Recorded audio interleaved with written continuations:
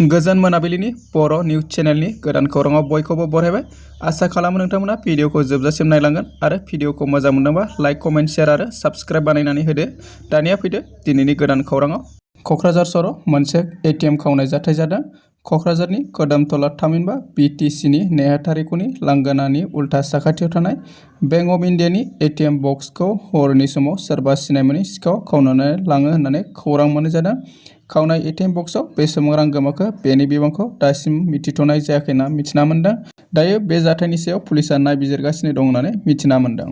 तामुलपुर जिल्लानि मथंगा चौकायाव BTCनि बेगम आख्तारा आहमेदनि हेंथायै एबसुनि गोख्रों खुद्रिसारनाय हाबाफारि। BTCनि बेगम आख्तारा आहमेदनि हेंथायै गोख्रों खुद्रिसारदों। तामुलपुर जिल्लानि आवथायाव थानाय दखरा एबसुनि मावथिफोरा थांनाय माखासे सान सिगाङाव बेगम आख्तारा आहमेदा एबसुनि सोमावसारनायखौ सोंखारिनायजों लोगोसे जोंनि माहारियारि आफाद एबसुनि सायाव गाज्रि रावजों बानबुंथाय होदोंमोन। एबसुनि सायाव बेफोरबायदि सोंखारिनाय बाथ्राखौ लानानै तामुलपुर जिल्लानि आवथायाव थानाय दखरा एबसुनि मावथिफोरा जथायै बेगम आख्तारा आहमेदनि मुसुखा खालामनानै सावो। बर' हारिनि फारसे जेबो बिहोमा गैयै जोंनि मुंख्लंफोरनि थैजों सोरजिनाय BTC हायुङारि गौथुमाव जिरायनानै एबसुखौ सोंखारिनायनि गोजानाव थानो खावलायनायजों लोगोसे गोरोन्थिनि थाखाय थाबैनो निमाहा बिनांगौ होनना गोख्रों रावजों खावलायो तामुलपुर जिल्ला एबसुनि गाहाय नेहाथारि जिबन जिउ बसुमतारी बिथाङा। दासान्दि गोदानै ST थिसननो नागिरनाय थासारिनि सायाव सालाकाथि दखरा एबसुनि आफादगिरि दनेन नार्जारिया माखासे बिबुंथि होदों। हाग्रामा महिलारिनि NOCआव बबेयाव लिरनाय दं जे उइदाउट एफेक्टिं दा एक्जिस्टिं ST होनना बुङो बिथाङा। हाग्रामा महिलारिया गोरोन्थिखौ मावदों बेखौ स्वीकार जानांगौ।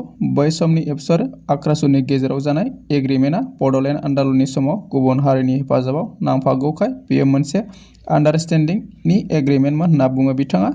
लोगोसेनो लाइमोनफोरा गावसोरनि फिउचारखौ गिथाव नुहुरनानै सियार गंनैसो बुख्रुबनाया कास्टम बसुमतारीनि फेक्टर जाबाय होनना बुंथियो बिथाङा।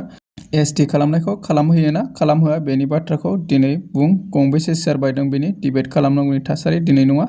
कास्टम बसुमतारीया दिफेन बर' एबसुनि आफादगिरि दिफेन बर'खौ सोंखारिनो लाजिनांगौ होनना बुंथियो बिथाङा। कास्टम बसुमतारीया लाइमोनफोरनि फिउचारनि बाथ्रा बुङै बुङै राजखान्थि खालामबाय थादों। दिनै नोंसोर गोहोआव फैनायनि उनाव लाइमोनफोरा गावसोरनि फिउचारखौ गिथाव नुहुरनानै सियार गंनैसो बुख्रुबनाया जोंनि फेक्टर जाबाय। बे बाथ्राखौ बुंथिदों आफादगिरि सालाकाथि दखरा एबसुनि दनेन नार्जारि बिथाङा। थांनाय माखासे सान सिगाङाव BTC हायुङारि गौथुमाव बुफाय बुसि खालामनो थाखाय मन्त्रि इउजि ब्रह्मआनो थुलुंगाखां होदों। बे बाथ्राखौ बुंदों हाग्रामा महिलारि बिथाङा। आसामनि केबिनेट मन्त्रि इउजि ब्रह्म आरो एबसुनि आफादगिरि दिफेन बर'नि सायाव गोख्रों अजद होदों BTRनि CM हाग्रामा महिलारि बिथाङा अजद होनाय बादिब्ला थांनाय माखासे सान सिगाङाव BTC हायुङारि गौथुमाव हाबनानै बुफाय बुसि खालामनो थाखाय बिथोन होग्रायानो जाबाय मन्त्रि इउजि ब्रह्म। मन्त्रि इउजि ब्रह्मआनो JNZ सोदोबखौ बाहायबाय थायो। BTC जेसेबां दावराव जादों बेयाव फरायसा फरायसुलिफोरा सोमावसारदों बिसोरनि गुदियाव मन्त्रि इउजि ब्रह्म आरो एबसुनि आफादगिरि दिफेन बर'आ लोब्बा दं। बे जाथायनि नायबिजिरनाय आरो एक्सन लानो थाखाय आसाम सरकारखौ खावलायदों होनना गोख्रों अजद दैखाङो हाग्रामा महिलारि बिथाङा।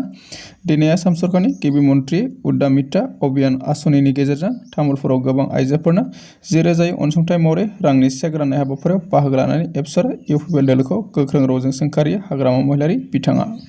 चिरां जिल्ला बर' थुनलाइ आफादा बर' थुनलाइ मुलुगनि थरसे हाथरखि थुनलाइगिरि, खन्थाइगिरि, रायथाइगिरि, टेगर बान्था मोनगिरि, साहित्य एकाडेमि मोनगिरि ब्रजेन्द्र कुमार ब्रह्मनि 6थि खेब रुंसारि सान एबा खन्थाइ सान फालिथाय हाबाफारि लादों। चिरां जिल्लानि काजलगाव सदर सहराव थानाय चिरां जिल्ला बर' थुनलाइ आफादनि गुदि मावख' खुंफुंजानाय बे हाबाफारिया दिनै फुंनि 9 रिंगानिफ्राय आफादनि फिरफिला बिरहोनायनि गेजेरजों जागायो। लोगोसे मुंख्लंफोरनो मान बावो। हाबाफारिजों लोब्बा लाखिनानै खन्थाइ आवरायनाय आरो रायथाइ फरायनाय हाबाफारिखौबो लाफानाय जायो। हाबाफारियाव आफादनि आफादगिरि नेहाथारि आरो गुबुन गुबुन बिबानाव थानाय दैदेनगिरिफोरजों लोगोसे BTCनि हाग्रा बिफाननि बारग' मावफुं सोद्रोमा रनजित बसुमतारी बिथाङाबो बाहागो लानानै खौरां मोननाय जादों। दिमा हासावनि दिमा हाजो ओनसोलनि गासै ट्राइबेल फरेस्ट आफादा ST स्टेटास थांखिनि हेंथायै खौसे सोमावसारनाय हाबाफारि लादों। बे हाबाफारियाव रोजा रोजा फरेस्ट आरो गुबुन गुबुन ट्राइबेल हानजाफोरनि थान्दैफोरा ज' जानानै थागिबि सुबुंफोरनि मोन्थाइखौ रैखाथि होनाय आरो ST हारिनि खौसेथिखौ रैखा खालामहोना स्ल'गान होयो। सोमावसारगिरिफोरा गोख्रों दुखु फोरमायदों दि STनि फारिलाइयाव गोदान हारिफोरखौ सोफादेरनायनि थांखिया आसामनि थागिबि हारिफोरनि थाखाय संबिजिरारि रैखाथि राहाफोरखौ लोरबां खालामगोन होननानै बुंथियो बिथांमोना। दासिमनि खौराङा एसेनोसै। अन्नानै खौरांखौ मोजां मोनदोंबा लाइक कमेन्ट शेयार आरो साबस्क्राइब बानायदो।